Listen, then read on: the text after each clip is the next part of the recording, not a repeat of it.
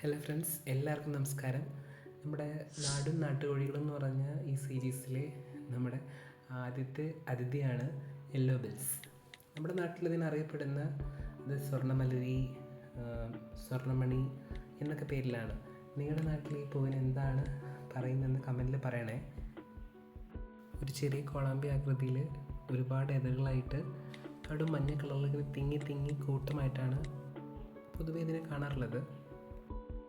എൻ്റെ വീടിൻ്റെ തൊട്ടടുത്ത് അമ്പലങ്ങളാണ്, അതുകൊണ്ട് തന്നെ പൂജ ആവശ്യങ്ങൾക്കായിട്ട് ഈ പൂ ഉപയോഗിക്കാറുണ്ട്.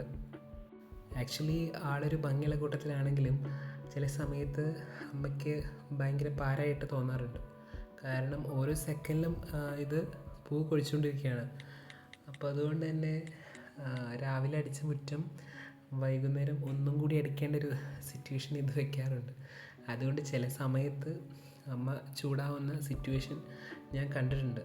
പൊതുവേ ഞാനിത് കാണാൻ ആഗ്രഹിക്കുന്നത് വൃശ്ചിക മാസത്തിൽ ഭയങ്കര തണുപ്പിലാണ്. അപ്പോൾ ഇതൊക്കെയാണ് എൻ്റെ ഇന്നത്തെ വിശേഷം. അപ്പോൾ ഇനി വീണ്ടും കാണുന്നവരേക്കും ബായ്.